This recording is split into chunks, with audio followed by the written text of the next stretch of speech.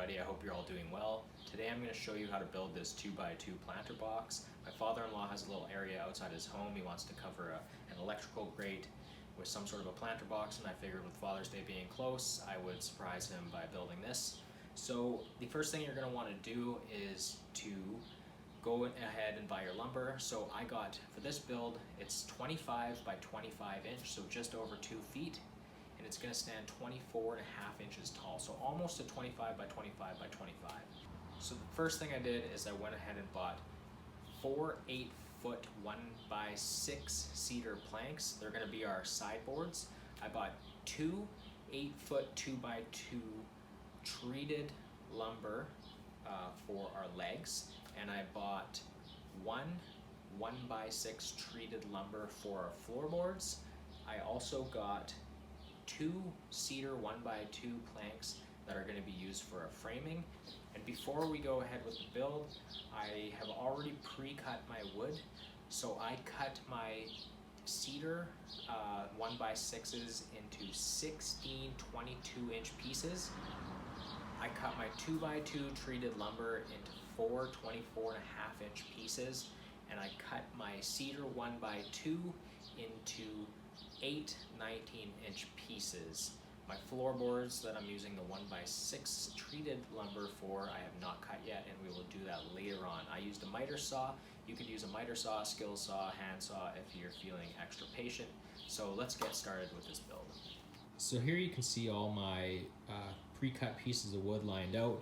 I've got my 1x6 boards, which I've started staining the edges of. The reason I did that is so when it comes to mounting them to my legs, I don't have to get in too close to the legs. My staining work's already done. And I've already painted my legs. So what I've done for the legs is I've gone and bought primer spray paint. I primed them, then I spray painted them with some lacquer, let them sit for 48 hours, and then I finished them with a coat of clear spray paint as well.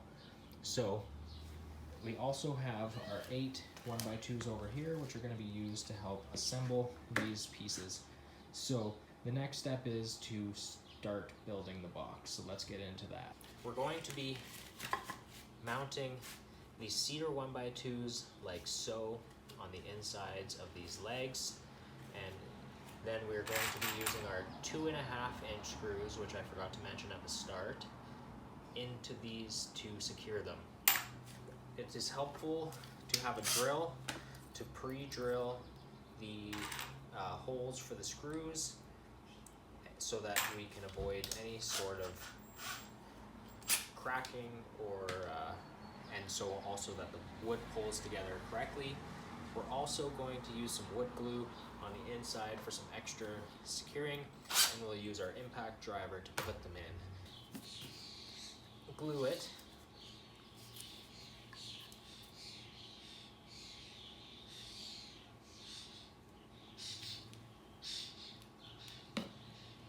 Prepare it for its permanent location.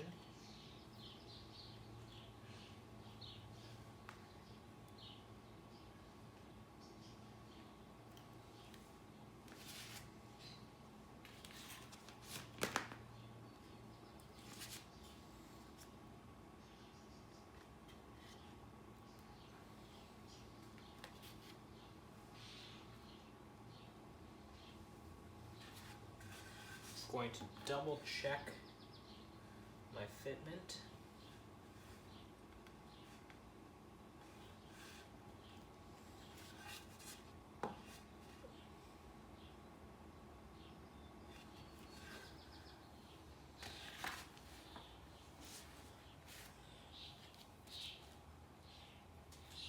And I'm happy with that, so I'm going to make my incisions, you might say.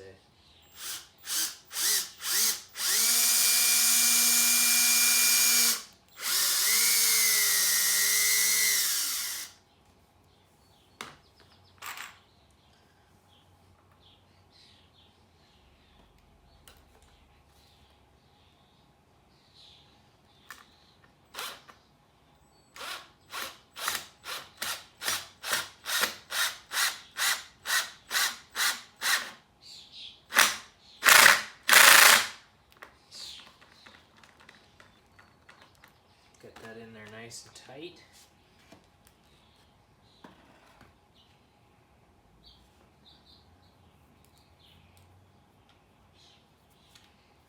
And we will make another one up at the top.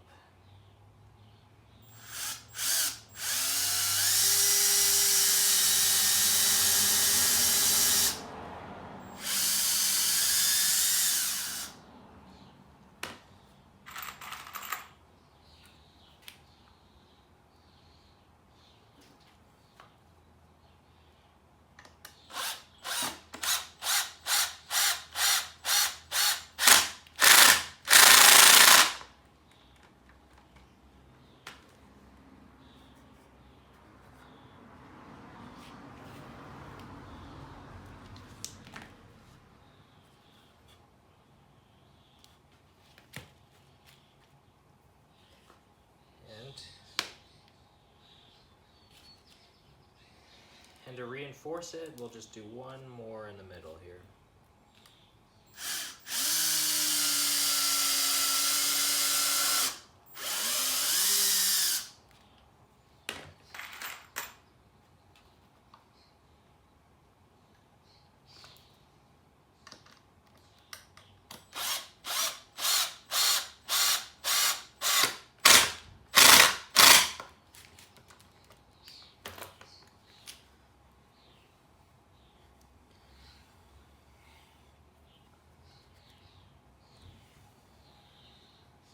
Wipe off any extra glue.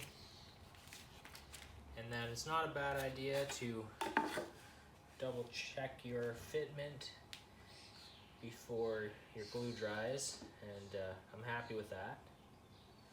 So the next step is to do the same on the other inside corner. So this is going to be your leg, of course, and you're going to have your outside like that and your outside like that. So you need one more 1x2 along that inside. And of course, when you are doing that, you want to make sure you're screwing your screws into different locations so that you do not meet your screw on the inside of the leg.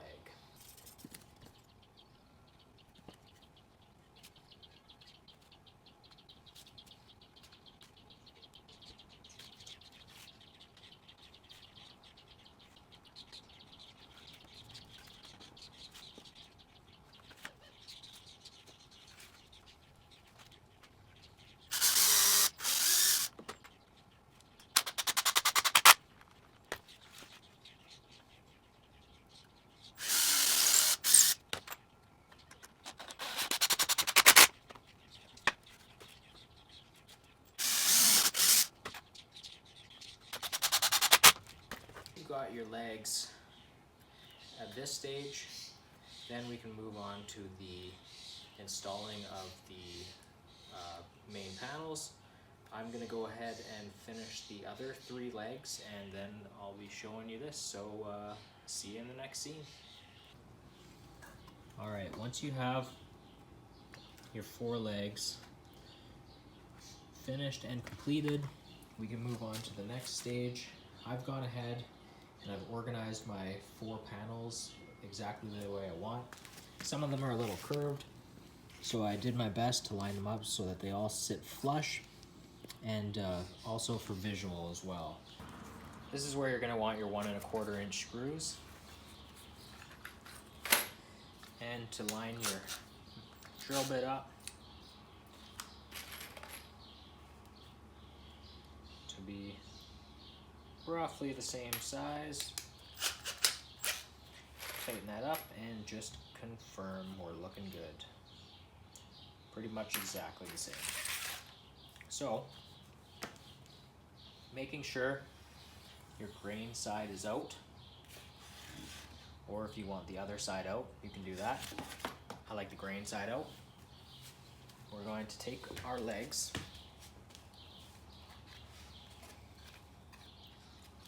and we are going to install them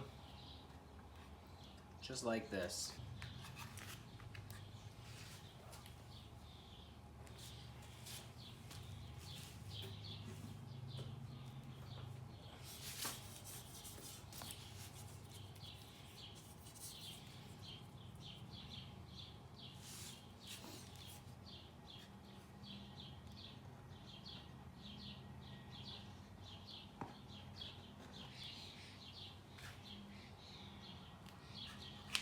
glue your board.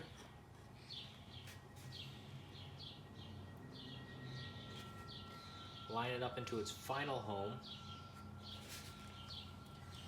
Turn this around so you can see what I'm doing. So line it up into place there, right with the top of the leg. Glue it down, and don't screw your holes through your other screws. So double check we're lined up here.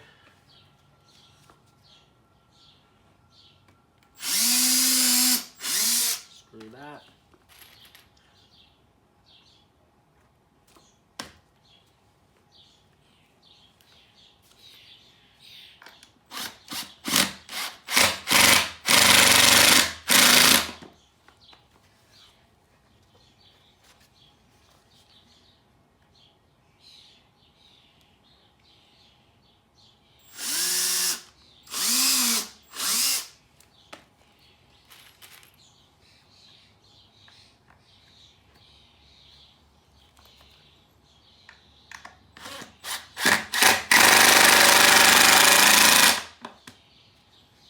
Screw that. We're going to continue down the wood until all 4 of our panels are installed.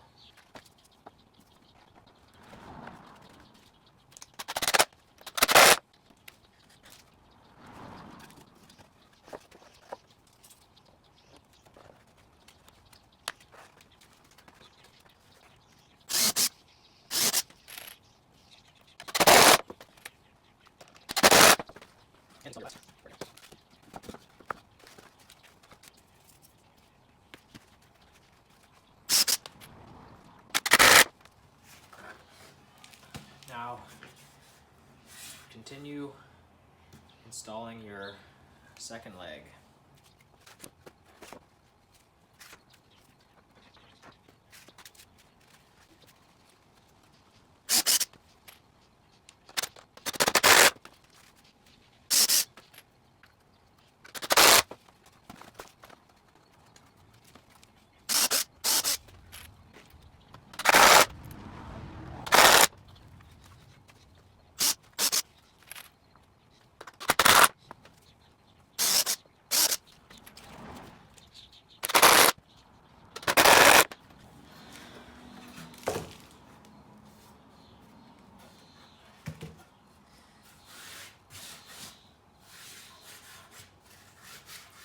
That will complete your first side.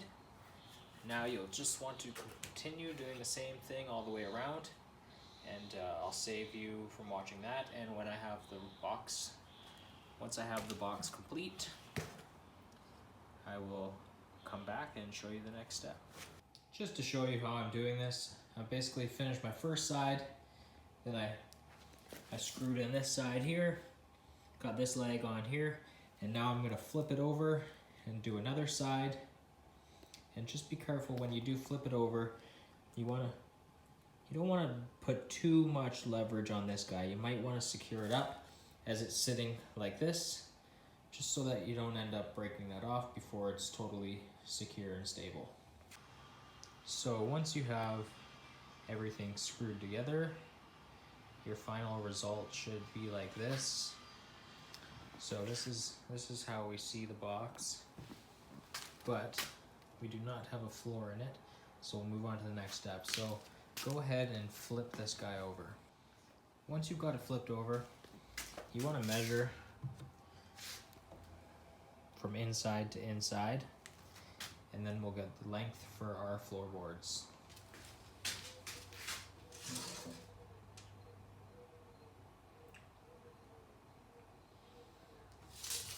So we're looking just under 23.5. So the next step is to get your treated 1x6 and to cut those pieces of wood. All right, so we've got our treated wood here on the miter saw, and I'm just gonna cut 4 pieces just under 23.5. So these measurements will depend on your total finished product, but I'm gonna go ahead and cut 4 pieces up.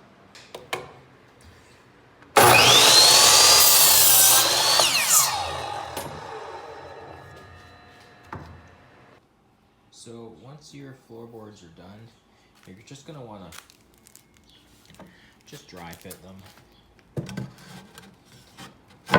Make sure that they fit in as they're supposed to. We're going to be using 2-inch screws. So first thing, make sure your drill bit is roughly the same size as the screw you're going to use. And then I just take a board like so, and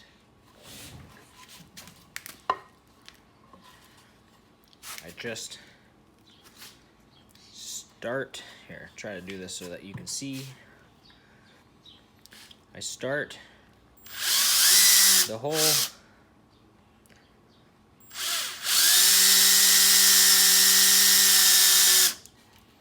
and then you screw it just until it pops up, so it's the same length as your screw. Do 2 on each side of the board.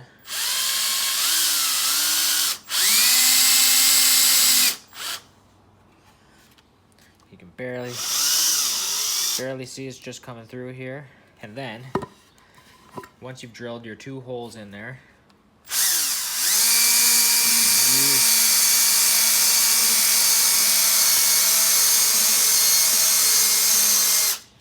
use your drill bit to pocket that out.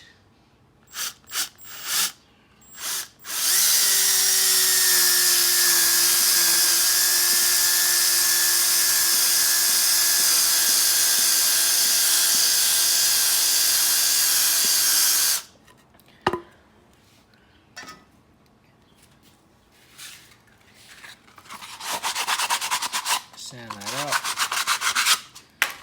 And those are your backyard pocket screws, or pocket holes. So we're gonna be screwing into the side of the 1x6. So go ahead, put 2 on each side of your 4 floorboards, and we'll start screwing them in once I'm done that. Once you've got your pocket holes drilled into your floorboards, you can start the installation process. So I'm going to start on the side with my board right up against my legs, and that will leave a gap in between the sides. Take your 2-inch screws,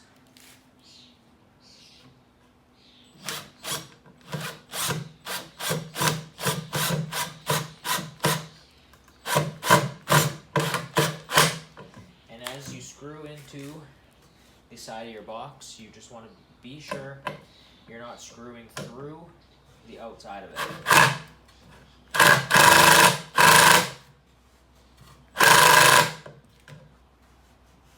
Start one there, and you can work on your other side. I'm going to get a longer bit.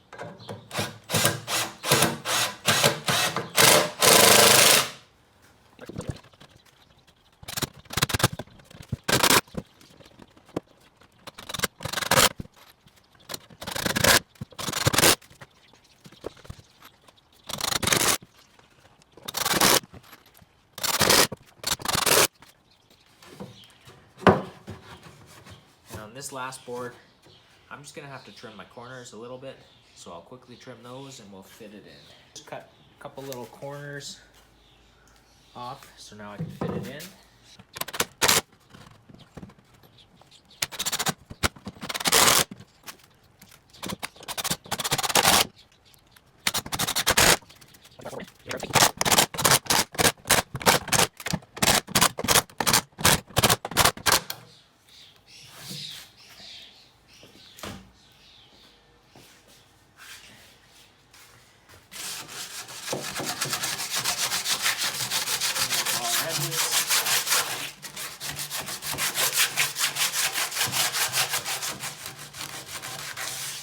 as you can see, they're not the prettiest pocket holes, but for a quick and easy solution, they work great, and these floorboards will be secure enough to support a whole human's weight. So once you've done that, you can flip her back over. So I'll flip it over and we'll get on to the next step. Once you've got your floor in and secure, the next step will be to drill some drain holes. I'm just going to use a 1/2 inch drill bit on my impact driver.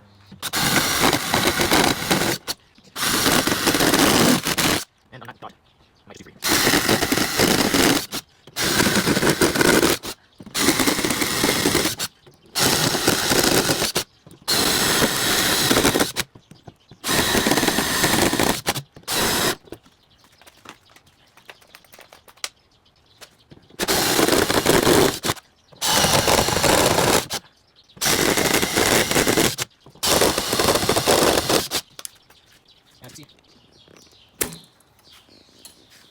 That leaves us with some good amount of drainage holes in here, plus we've got the edges.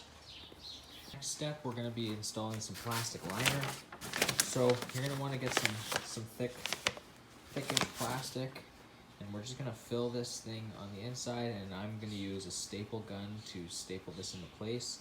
It's handy to have some little clamps free to sort of hold down your stuff into place as you're stapling it in, so I'll just show you a little video on how I staple it in.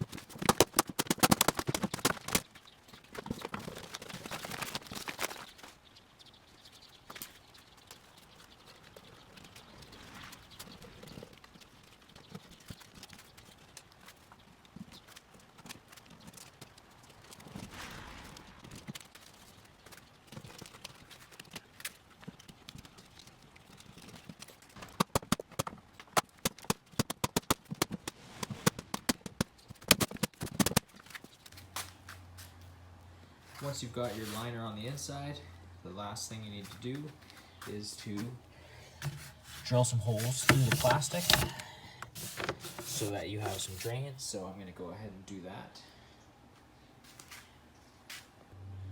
Once you've got all the holes in the bottom of your box, the only thing left to do is to finish your staining. So I'm going to get my wife to come out and do the staining on this, and I will show you the finished product. So I put on 2 layers of stain here to get this final result. So you could try 1 layer or 2, either way. It's up to you.